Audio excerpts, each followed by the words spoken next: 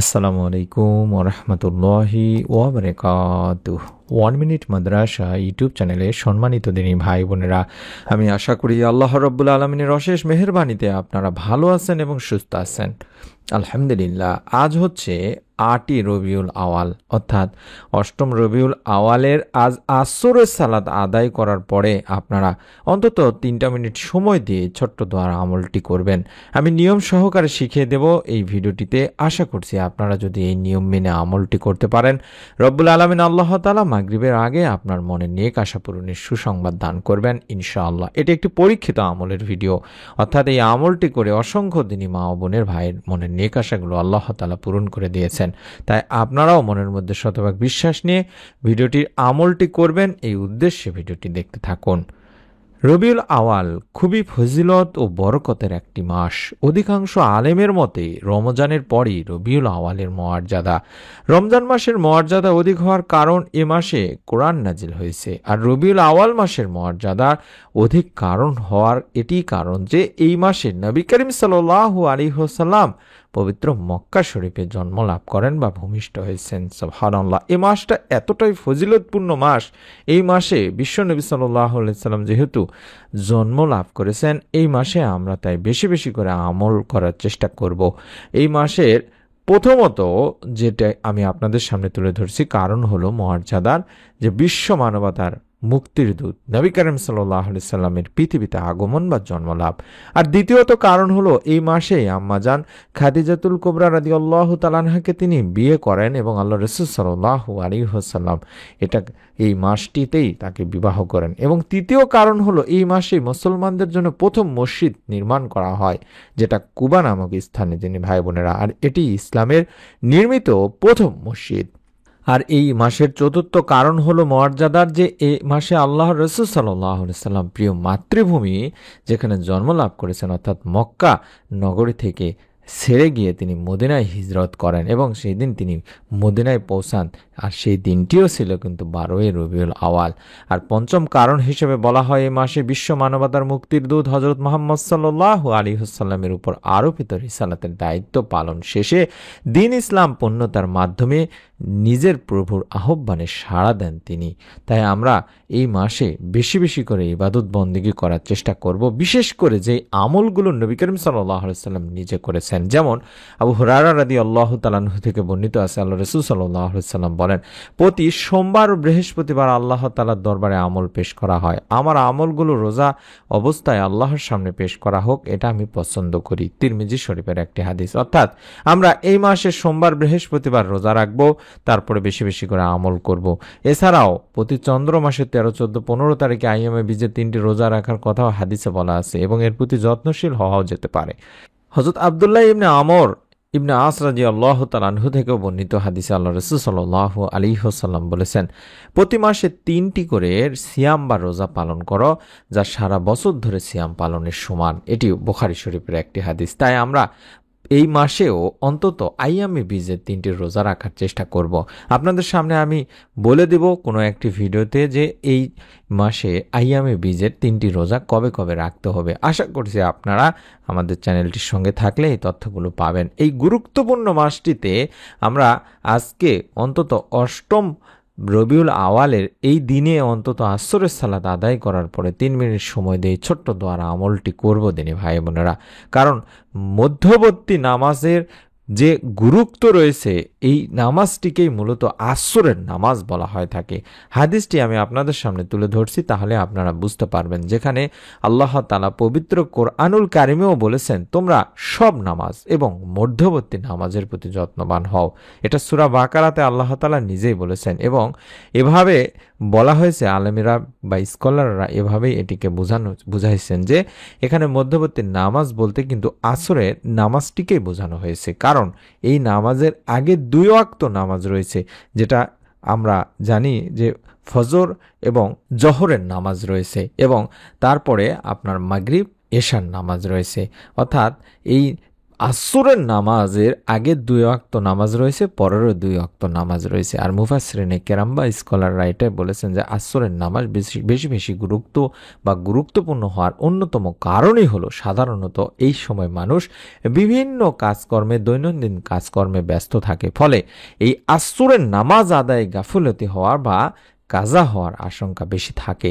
কিন্তু এই সময়টা আল্লাহ তাআলার কাছে অনেক দামি দিনী ভাই বোনেরা, কারণ আল্লাহ তাআলা কোরআনুল মাজিদে কিছু জিনিসের কসম করেছেন, সেখানে আসরেরও কসম রয়েছে। আল্লাহ তাআলা বলেন আসরের কসম, সূরা আসর 1 নম্বর আয়াতেও বলা হয়েছে।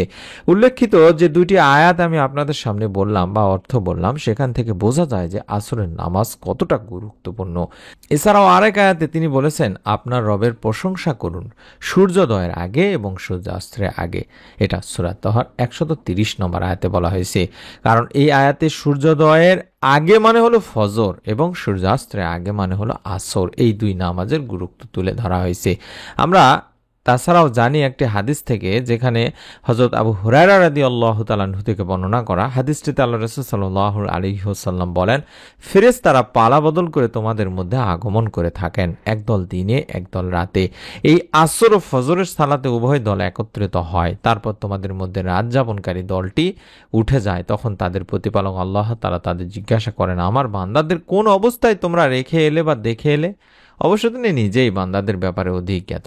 জবাবে ফেরেশতারা বলেন, আমরা তাদের নামাজরত দেখে এসেছি, আমরা যখন গিয়েওছিলাম তখনও তারা নামাজরত অবস্থাতেই ছিল। এটিও সহিহ মুসলিম শরীফের সহিহ একটি হাদিস। তাই আমাদের উচিত হবে দিনী ভাই বোনেরা, যে ব্যক্তি নিয়মিতভাবে ফজর ও আসরের নামাজ জামাতে আদায় করবে, ফেরেশতারা আল্লাহ তাআলার কাছে তার ব্যাপারে প্রতিদিন বলবেন যে আমরা যখন পৃথিবীতে গিয়েছি তাকে নামাজরত দেখেছি এবং যখন পৃথিবী থেকে এসেছি তখনও তাকে নামাজরত দেখেছি।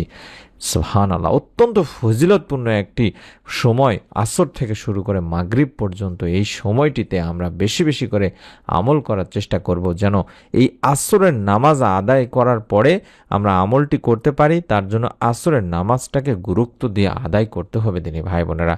নবীজি সাল্লাল্লাহু আলাইহি ওয়াসাল্লামও বলেছেন, যে ব্যক্তি আসরের নামাজ ছেড়ে দিল তার আমল নষ্ট হয়ে গেল, বুখারী শরীফের সহিহ হাদিস। এছাড়াও আরেকটি হাদিসে আব্দুল্লাহ ইবনে উমর রাদিয়াল্লাহু তাআলা আনহু থেকে বলা হয়েছে, আল্লাহ রাসূল সাল্লাল্লাহু আলাইহি সাল্লাম বলেছেন, যদি কোনো ব্যক্তির আসরের নামাজ ছুটে যায় বা আসরের নামাজ কাজা হয়ে যায়, তাহলে যেন তার পরিবার পরিজন ও মাল সম্পদ সব কিছুই ধ্বংস হয়ে গেল। এটিও বুখারী শরীফের সহিহ একটি হাদিস। এই গুরুত্বপূর্ণ আসরের নামাজ আদায় করার পর থেকে শুরু করে মাগরিব পর্যন্ত এই সময়টিতে আল্লাহ রাব্বুল আলামিন বান্দার দোয়া বেশি বেশি কবুল করে থাকেন। এই সময়টিতে আমরা বেশি বেশি করে দরুদ আগে পড়ে নিব, তারপরে একটি মনের নেক আশা পূরণের পরীক্ষিত কবুল হওয়া দোয়া পাঠ করব। দরুদ পড়ব এই জন্যে যে দরুদবিহীন দোয়া আল্লাহ তাআলার কাছে পৌঁছায় না। হাদিসটি হযরত আনাস রাদিয়াল্লাহু তাআলা আনহু থেকে বর্ণনা করা হয়েছে, যেখানে আল্লাহ রাসূল সাল্লাল্লাহু আলাইহি ওয়াসাল্লাম বলেছেন, যতক্ষণ রাসূল পাক সাল্লাল্লাহু আলাইহি ওয়াসাল্লামের উপর দরুদ পড়া হবে না ততক্ষণ তা বাধাগ্রস্ত অবস্থায় থাকবে, অর্থাৎ এ দোয়া আল্লাহ তাআলার কাছে পৌঁছাবে না এবং এ দোয়া কবুলও করা হবে না। তাবারানী শরীফের একটি হাদিস। তাছাড়া আমরা জানি দরুদ পাঠকারীর জন্য ফেরেশতারা দোয়া করেন। আমির বিন রাবিয়া রাদিয়াল্লাহু তাআলা আনহু থেকে বর্ণিত, নবী সাল্লাল্লাহু আলাইহি ওয়াসাল্লাম বলেন, যখন কোনো মুসলিম আমার প্রতি দরুদ পাঠ করে এবং যতক্ষণ সে আমার প্রতি দরুদ পাঠরত থাকে ততক্ষণ ফেরেশতারা তার জন্য দোয়া করতে থাকেন। অতএব বান্দা চাইলে তার পরিমাণ অর্থাৎ দরুদ পাঠের পরিমাণ কমাতেও পারে, বাড়াতেও পারে। তাহলে বুঝতে পারছেন, আমরা যদি বেশি বেশি করে দরুদ পড়তে পারি তাহলে আমাদের জন্য ফেরেশতারা আল্লাহ রাব্বুল আলামিনের কাছে দোয়া করবেন। সুবহানাল্লাহ, কতটা পাওয়ারফুল একটা আমল। তাই আমরা প্রথমে অন্তত 10 বার হোক বা 11 বার হোক দরুদ শরীফ পাঠ করে নেব, কারণ দরুদ পড়লে নবী করিম সাল্লাল্লাহু আলাইহি ওয়াসাল্লামের সুপারিশ পাবেন তিনি ভাই বোনেরা। নবী করিম সাল্লাল্লাহু আলাইহি ওয়াসাল্লাম নিজেও বলেছেন, যে ব্যক্তি সকালবেলা আমার উপর মাত্র 10 বার দরুদ পাঠ করবে এবং বিকেলবেলা আমার উপর 10 বার দরুদ পাঠ করবে, কিয়ামতের দিন সে আমার সুপারিশ দ্বারা সৌভাগ্যবান হবে। অর্থাৎ সকাল বিকাল ফজর এবং আসরের সালাতের পরে বা মাগরিবের সালাতের পরে আমরা অন্তত কম করে হলো 10 বার দরুদ পাঠ করব। বিশেষ করে প্রত্যেক ফরজ নামাজের পরে আমরা দরুদ শরীফের আমল করব, প্রতিদিন দরুদের আমল করব, কোনো দিন যেন বাদ না যায় দরুদ ইস্তেগফারের আমল আমরা করিনি এরকম। তাই আমি আমার দিনী মা ও বোনদেরকে বিশেষ করে অনুরোধ করব, আপনারা বাড়িতে থাকেন, যতটুকু সম্ভব যখনই নামাজ আদায় করবেন নামাজের পরে বেশি বেশি করে দরুদ ইস্তেগফার পাঠ করবেন। দেখবেন রব্বুল আলামিন আপনার সমস্ত কাজকে সহজ করে দেবেন, মনের নেক আশা পূরণ করে দেবেন।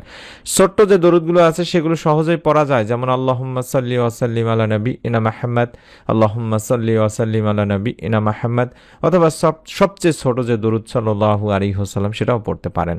তারপরে আমরা মনের নেক আশা পূরণের জন্য আল্লাহ তাআলার কাছে চাইব। মানুষ সবচেয়ে বেশি হতাশ হয় যখন মনের আশাগুলো পূরণ হয় না, তখন। অন্য সবার হয়, কিন্তু নিজের যখন মনে নেক আশা পূরণ হয় না, তখন এই যে হতাশা বা উৎকণ্ঠা কাজ করে, এটা খুবই একটা স্বাভাবিক বিষয় দিনী ভাই বোনেরা। সেই সাথে মনে মনে কিছু চাইলে সেটার জন্য আল্লাহ তাআলার কাছেই আমাদেরকে চাইতে হবে, কেননা তার ইচ্ছা ছাড়া আসমান ও জমিনে কিছুই ঘটনা, এই বিশ্বাস মনের মধ্যে শতভাগ রাখতে হবে আপনার। তাই তো আল্লাহ তাআলা বলেন, আমি নিশ্চয়ই মানুষকে সৃষ্টি করেছি অস্থির করে, যখন তাকে কোনো বিপদ স্পর্শ করে তখন সে হয়ে পড়ে অতি মাত্রায় উৎকণ্ঠিত। তাই আল্লাহর রহমত থেকে আমাদের নিরাশ হওয়া যাবে না, সর্ব অবস্থায় আল্লাহকে স্মরণ করতে হবে। মনে রাখতে হবে আল্লাহর দয়া অনুগ্রহের চাদর সব সময় আমাদের আবৃত করে রাখেন, এবং বান্দার যে সময় যেটা প্রয়োজন ও কল্যাণকর হয় তখনই আল্লাহ তাআলা তাকে সেটা দান করেন। তবে সেজন্য আল্লাহ তাআলার কাছে আমাদের চাইতে হবে বেশি বেশি করে। আল্লাহ তাআলাও বলেছেন, যদি তোমাদের উপর আল্লাহর অনুগ্রহ তার দয়া না থাকতো তাহলে তোমরা ধ্বংস হয়ে যেতে। নিশ্চয়ই অবশ্যই আল্লাহ অধিক তওবা গ্রহণকারী প্রজ্ঞাময়। তাই আল্লাহ তাআলার কাছে আমাদেরকে চাইতে হবে, মনের নেক আশা পূরণের জন্য বেশি বেশি করে দোয়া করতে হবে। যেমনটি আল্লাহ তাআলা নিজেও বলেছেন, আর তো তোমাদের রব বলেছেন, তোমরা আমাকে ডাকো, আমি তোমাদের জন্য তোমাদের ডাকে সাড়া দেব। নিশ্চয়ই অবশ্যই যারা অহংকারবশত আমার ইবাদত থেকে বিমুখ থাকে তারা অচিরে লাঞ্ছিত অবস্থায় জাহান্নামে প্রবেশ করবে। সূরা গাফিরে বলা হয়েছে। ডাকতে হবে কিভাবে সেটিও বিশ্বনবী সাল্লাল্লাহু আলাইহি সাল্লাম নিজেও শিখিয়ে দিয়েছেন। যেমন একবার হযরত আনাস রাদিয়াল্লাহু তাআলা আনহু আল্লাহর রাসূল সাল্লাল্লাহু আলাইহি সাল্লামের সঙ্গে বসেছিলেন। সে সময় সেখানে এক ব্যক্তি এসে নামাজ আদায় করার পরে এই দোয়াটি পাঠ করলেন, অর্থাৎ যে দোয়াটি দেখাচ্ছি এই দোয়াটি আমরাও পাঠ করব। অন্তত 3 বার পাঠ করবেন 2-3 মিনিট সময় নিয়ে। দিনী ভাই বোনেরা, আমি আশা করছি ভিডিওটি জুড়ে থাকবেন। নিয়মটি আমি ভিডিওর শেষে বলে দেব, সেই নিয়মে আমলটি করবেন। আল্লাহুম্মা ইন্নী আসআলুকা বিআন্না লাকাল হামদু লা ইলাহা ইল্লা আনতাল মান্নান বাদিউস সামাওয়াতি ওয়াল আরদ ইয়া জাল জালালি ওয়াল ইকরাম ইয়া হাইয়্যু ইয়া কাইয়্যুম। আল্লাহুম্মা ইন্নী আসআলুকা বিআন্না লাকাল হামদু লা ইলাহা ইল্লা আনতাল মান্নান বাদিউস সামাওয়াতি ওয়াল আরদ ইয়া জাল জালালি ওয়াল ইকরাম ইয়া হাইয়্যু ইয়া কাইয়্যুম। এভাবে 3 বার অন্তত পড়বেন। এই দোয়াটি দেখেও পড়া যাবে, কোনো সমস্যা নেই। এই দোয়াটিতে আমরা বলছি, বা এই দোয়ার অর্থ হচ্ছে, হে আল্লাহ, আমি তোমার কাছে প্রার্থনা করি, তুমিই তো সকল প্রশংসার মালিক, তুমি ছাড়া কোনো উপাস্য নেই, তুমি দয়াশীল, তুমি আকাশসমূহ পৃথিবীর একমাত্র সৃষ্টিকর্তা, হে মহান সম্রাট ও সর্বোচ্চ মর্যাদার অধিকারী, হে চিরঞ্জীব, হে সর্বময় ক্ষমতার অধিকারী। তখন নবী সাল্লাল্লাহু আলাইহি সাল্লাম বললেন, এ ব্যক্তি ইসমে আজম পড়ে দোয়া করেছে। ইসমে আজম মহান আল্লাহর এমন নাম যে নামে ডাকলে মহান আল্লাহ সাড়া দেন, যে নামে তার কাছে চাওয়া হলে তিনি সব চাওয়া পূরণ করেন। আবু দাউদ শরীফের একটি হাদিস। সুবহানাল্লাহ, সুবহানাল্লাহ। এবার নিয়মটি বলে দিচ্ছি, এই নিয়মে আমলটি করবেন। মনের মধ্যে শতভাগ বিশ্বাস নিয়ে, রব্বুল আলামিন আপনাকে নিরাশ করবেন না ইনশাআল্লাহ। চলছে রবিউল আওয়াল মাস। বিশ্বনবী সাল্লাল্লাহু আলাইহি ওয়াসাল্লাম এই মাসে জন্মগ্রহণ করেছেন। এই মাসে বেশি বেশি করে আমরা নফল আমলগুলো করব, যেগুলো ভিডিও শুরুতে বলেছি। সোমবার, বৃহস্পতিবার রোজা রাখবো, আইয়ামে বীজের 3 দিন রোজা রাখবো, এবং আজ অষ্টম হচ্ছে রবিউল আওয়াল, আসরের সালাত আদায় করব। তারপরে অন্তত কয়েকবার দরুদ ও ইস্তেগফার পড়ে নেব। যে কোনো দরুদ, যে কোনো ইস্তেগফার পড়তে পারেন। তারপরে আমরা মনের নেক আশার পূরণের জন্য আল্লাহ তাআলার কাছে ইসমে আজমের মাধ্যমে দোয়া করব বা চাইব। আল্লাহুম্মা ইন্নী আসআলুকা বিআন্না লাকাল হামদু লা ইলাহা ইল্লা আনতাল মান্নান বাদিউস সামাওয়াতি ওয়াল আরদ ইয়া জাল জালালি ওয়াল ইকরাম ইয়া হাইয়্যু ইয়া কাইয়্যুম। এভাবে অন্তত কষ্ট করে হলো, দেখে হলো 3 বার পাঠ করে 2টা হাত উঠাবো আল্লাহ তাআলার কাছে। 2 হাত তুলে আল্লাহ তাআলার কাছে নিজের মতো করে বাংলা ভাষায় আল্লাহ তাআলার কাছে কেঁদে দোয়া করব।